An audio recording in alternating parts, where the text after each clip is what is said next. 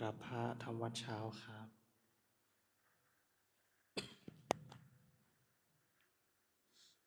ทั้งหมดกราบพระพร้อมกันครับกราบกราบกราบกราบบารมีธรรมพ่อแม่ครูบาอาจารย์ครับทั้งหมดกล่าวคำบูชาพระรัตนตรัยพร้อมกันครับอิมินาสการเรนะพุทธังอภิปูชยามะอิมินาสการเร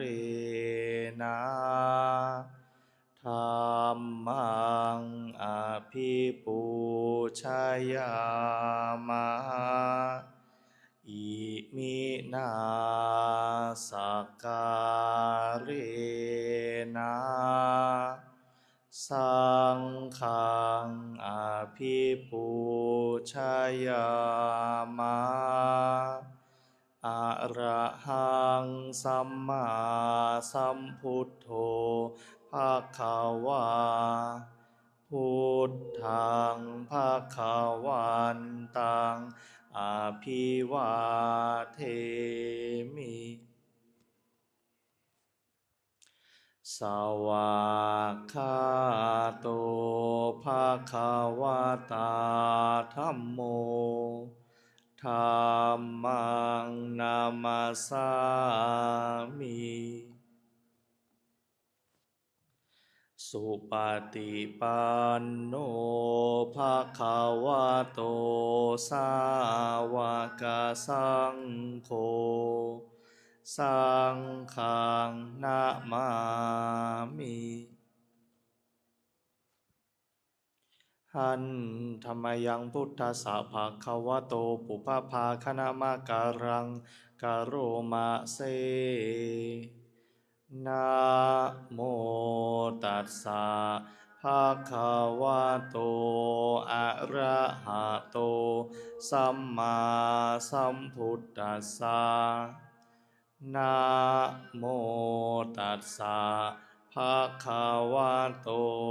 อะระหะโตสัมมาสัมพุทธัสสะนะโมตัสสะภะคะวะโตอะระหะโตสัมมาสัมพุทธัสสะพุทธังสารนังคัจฉามิธัมมังสารนังคัจฉามิสังฆังสารนังคัจฉามิทุติยมปิพุทธังสารนังคัจฉามิทุติยมปิธัมมังสารนังคัจฉามิทุติยมปิสังฆังสารนังคัจฉามิตาติยมปิพุทธังสารนังคัจฉามิตาติยมปิธัมมังสารนังคัจฉามิตาติยมปิสังฆังสารนังคัจฉามิเปิดหนังสือไปหน้าที่12ครับหันธรรมยังปฏิจจสมุปบาทธัมเมสุอิทัปปัจจยตาทิธรรมปทังอนามาเสอิทาภิกขเวอริยสาวโกปฏิจจสมุปบาทันเยวะสาธุกังโยนิโสมนสิกโรติภิกษุทั้งหลายอริยสาวกในธรรมวินัยนี้ ย่อมกระทำไว้ในใจโดยแยบคายเป็นอย่างดี ซึ่งปฏิจจสมุปบาทนั้นเทียว ดังนี้ว่าอิมัสสมิงสติอิทังโหติ เมื่อสิ่งนี้มี สิ่งนี้ย่อมมี อิมัสสุปาทาอิทังอุปัชชติ เพราะความเกิดขึ้นแห่งสิ่งนี้ สิ่งนี้จึงเกิดขึ้น อิมัสสมิงอสติอิทังนะโหติ เมื่อสิ่งนี้ไม่มี สิ่งนี้ย่อมไม่มี อิมัสสะนิโรธาอิทังนิรุชชาติ เพราะความดับไปแห่งสิ่งนี้ สิ่งนี้จึงดับไป ยะทิทัง ได้แก่สิ่งเหล่านี้คือ อวิชชาปัจจยาสังขารา เพราะมีอวิชชาเป็นปัจจัย จึงมีสังขารทั้งหลาย สังขาระปัจจยาวิญญาณัง เพราะมีสังขารเป็นปัจจัย จึงมีวิญญาณ วิญญาณปัจจยานามรูปัง เพราะมีวิญญาณเป็นปัจจัย จึงมีนามรูป นามรูปปัจจยาสลายตนัง เพราะมีนามรูปเป็นปัจจัย จึงมีสลายตนะสลายตนะปัจจยาภัสโส เพราะมีสลายตนะเป็นปัจจัย จึงมีผัสสะ ผัสสะปัจจยาเวทนา เพราะมีผัสสะเป็นปัจจัย จึงมีเวทนา เวทนาปัจจยาตัณหา เพราะมีเวทนาเป็นปัจจัย จึงมีตัณหา ตัณหาปัจจยาอุปาทานัง เพราะมีตัณหาเป็นปัจจัย จึงมีอุปาทาน อุปาทานาปัจจยาภโว เพราะมีอุปาทานเป็นปัจจัย จึงมีภพ ภาวะปัจจยาชาติ เพราะมีภพเป็นปัจจัย จึงมีชาติ ชาติปัจจยาชรามรณัง โสกะปริเทวะทุกขโทมนัส สุปายาสาสัมภวันติ เพราะมีชาติเป็นปัจจัย ชรามรณะโสกะปริเทวะทุกขโทมนัส อุปายาสะทั้งหลาย จึงเกิดขึ้นครบถ้วน เอวะเมตัสสะเกวลัสสะทุกขขันธัสสะสมุทัยโยโหติ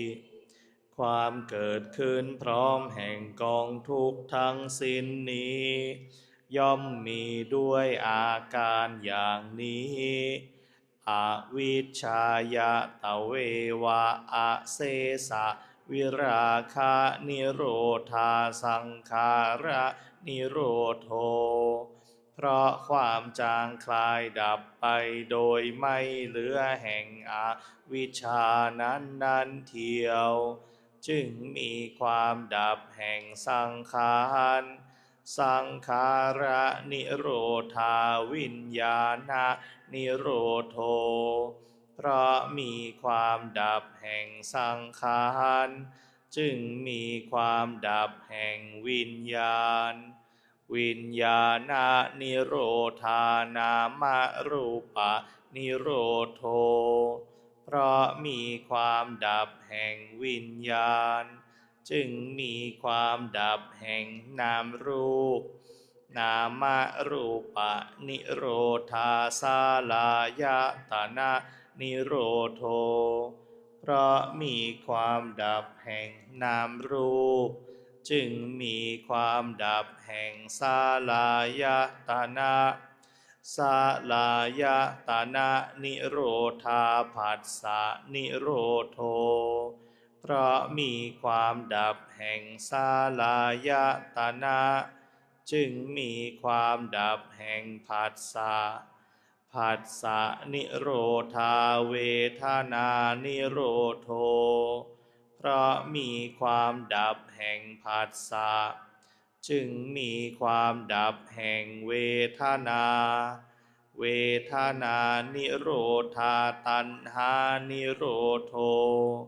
เพราะมีความดับแห่งเวทนาจึงมีความดับแห่งตัณหาตัณหานิโรธาอุปาทานะนิโรโทเพราะมีความดับแห่งตัณหาจึงมีความดับแห่งอุปาทานอุปาทานะนิโรธาภาวะนิโรโทเพราะมีความดับแห่งอุปาทานจึงมีความดับแห่งภพภาวะนิโรธาชาตินิโรโทเพราะมีความดับแห่งภพจึงมีความดับแห่งชาติชาตินิโรธาชรามรณังโสกะปริเทวะทุกขโทมนัสสุปายาสาทิรุชันติเพราะมีความดับแห่งชาตินั้นแลชรามรณะโสกะปริเทวะทุกขโทมนัสอุปายาสะทางหลาย